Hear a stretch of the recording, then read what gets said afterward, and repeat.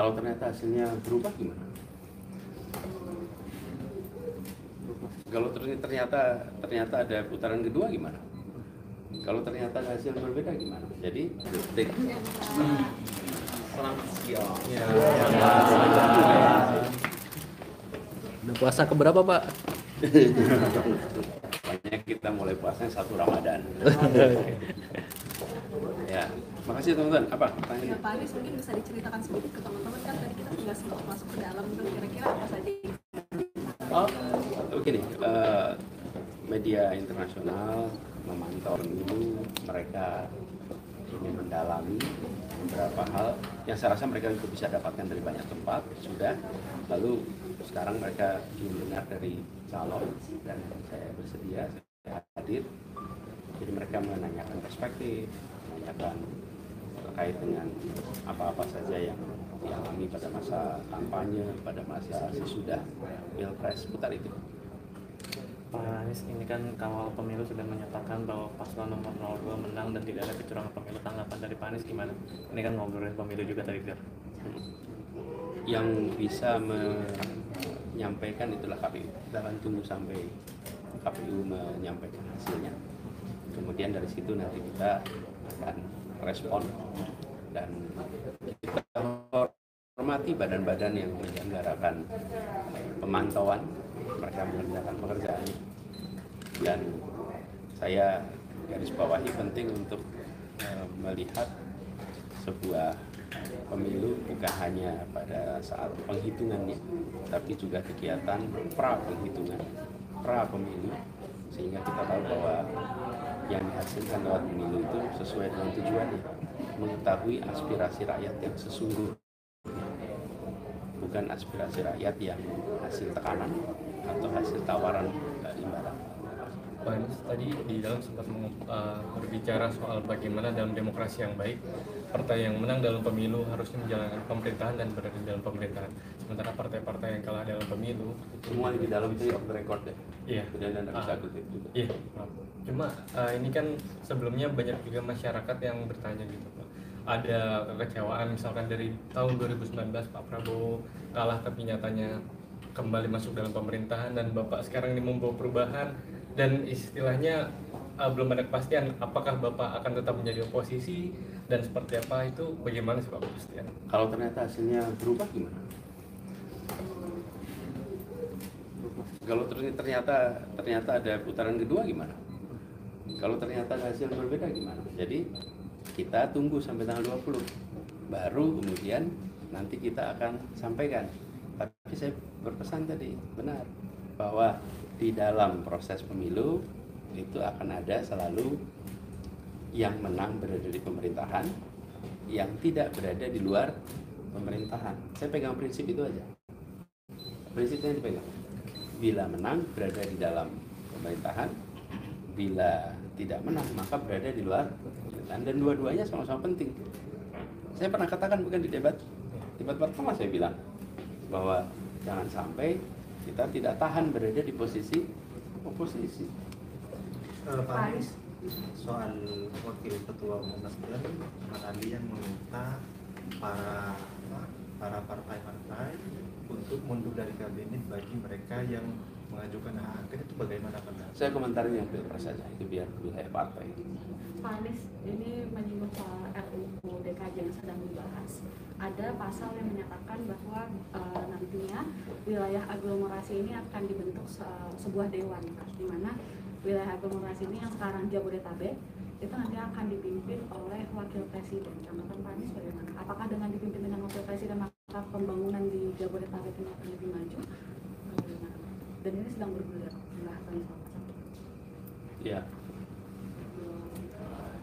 Kalau dari pengalaman kita di Jakarta, sebenarnya kerjasama antar daerah itu bisa terjadi dengan baik, dan memang ada perlu kelonggaran untuk Jakarta bisa melakukan kegiatan pembangunan di luar Jakarta. Sebagai contoh, ketika kita menerima air dari kawasan selatan, hujannya di kawasan selatan, airnya masuk ke Jakarta. Di situ maka perlu dibangun waduk-waduk di luar Jakarta agar air itu bisa dikendalikan volume masuknya ke dalam Jakarta. Sebagai gambaran ya, kapasitas sungai kita di Jakarta itu 2.300 meter kubik per detik. Itu kapasitas daya tampungnya. Nah, kalau hujan deras, maka kapasitas itu bisa terlewati. Kalau terlewati terjadi banjir. Nah, untuk bisa mengendalikan supaya air yang masuk itu 2.300, tidak lebih dari 2.300 meter kubik per detik, maka harus dibangun waduk-waduk. Nah, ketika Jakarta membangun waduk, ini kan di luar wilayahnya, uangnya ada, kemauannya ada, tetapi kegiatan pembangunannya tidak bisa dikerjakan oleh Jakarta. Jakarta harus memberikan hibah kepada daerah lain. Hibah itu dikerjakan, tapi proses pengerjaan di luar kendali Jakarta. Jadi sebenarnya menurut saya pada fase ini jauh lebih mudah untuk memberikan ruang bagi pemerintah Jakarta untuk melakukan kegiatan di luar wilayah Jakarta. Sebagai contoh, Jakarta ini kalau pagi penduduknya bertambah dari mana? Dari luar kota. Tapi kalau Jakarta mau membangun terminal untuk Transjakarta di luar wilayah Jakarta, maka yang harus mengerjakan PT. Itu sebabnya kita pakainya PT Transjakarta, supaya bisa membuat kegiatan-kegiatan di luar. Nah, sebenarnya diperlukan saat ini itu pada aspek itu, sehingga tidak menimbulkan kerumitan baru. Kadang-kadang kita membuat lembaga baru, ya, tapi lembaga baru itu belum tentu menyelesaikan masalah yang sesungguhnya ada. Jadi kalau saya usul, sebaiknya prosesnya lebih bottom up. Kumpulkan yang selama ini mengelola Jakarta dan sekitarnya, tanyakan apa yang menjadi kebutuhannya, dari situ undang-undang ini dibuat menyesuaikan.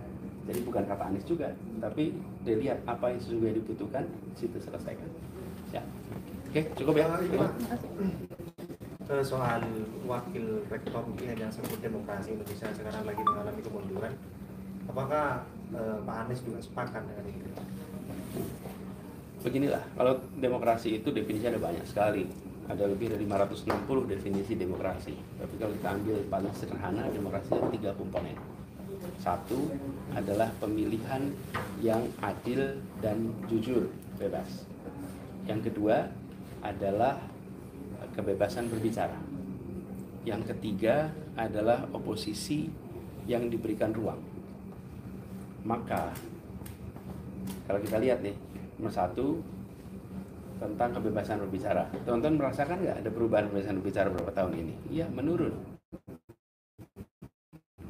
Kekhawatiran, pemeriksaan kepada orang-orang yang mengkritik itu terjadi. Yang kedua, tentang oposisi. Kita hampir tidak ada oposisi yang bisa hidup. Kenapa? Karena mendapatkan tekanan yang luar biasa untuk jadi oposisi. Akhirnya nggak kuat. Karena nggak kuat, akhirnya ikut di pemerintahan. Jadi sebenarnya oposisi itu dikasih ruang saja, karena dia menjadi penyeimbang, baik untuk semua. Tapi kalau oposisi tekan, akhirnya nggak ada yang tahan. Lalu yang ketiga adalah soal pemilu. Nah, pemilu yang bebas dan adil, kemarin sudah berlangsung pemilunya, tapi bebas dan adilnya masih menjadi pertanyaan nih. Dan itu mungkin yang dikatakan oleh teman-teman di sana. Jadi saya melihat pada 3 kriteria itu, demokrasi kita harus banyak koreksinya untuk bisa menjadi demokrasi yang baik. Ya. Pak Anies, mungkin ini PJ Gubernur Aceh diputuskan untuk dicopot. Mungkin saja ini berkaitan, atau mungkin bagaimana Pak Anies melihatnya? Apakah ini berkaitan dengan daerah Aceh yang di mana daerah tersebut adalah Pak Anies dan Gus Muhaimin menang telak di sana, sementara salah satu pasangan tertentu kayak jauh suaranya di sana? Apakah hanya satu PJ aja yang diganti? Sejauh ini baru PJ Gubernur Hanya satu Aceh. itu aja. Yang lain tidak. Belum ada. Ya, biar publik yang menilai. Oke, cukup ya. Terima kasih, Pak Terima kasih. Anies. Thank you. Lewat mana kita?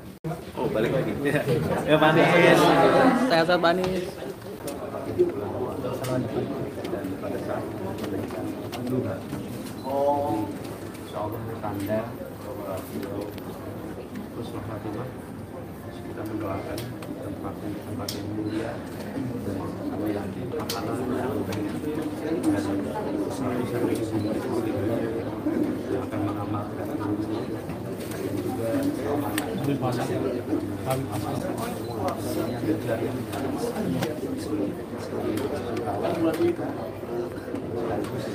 pesan bagi saudara-saudara yang lain bisa meneruskan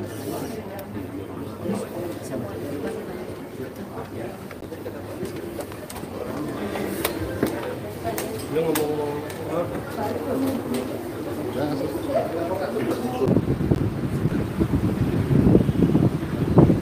Pak Anies bersama Kabinet Kongres.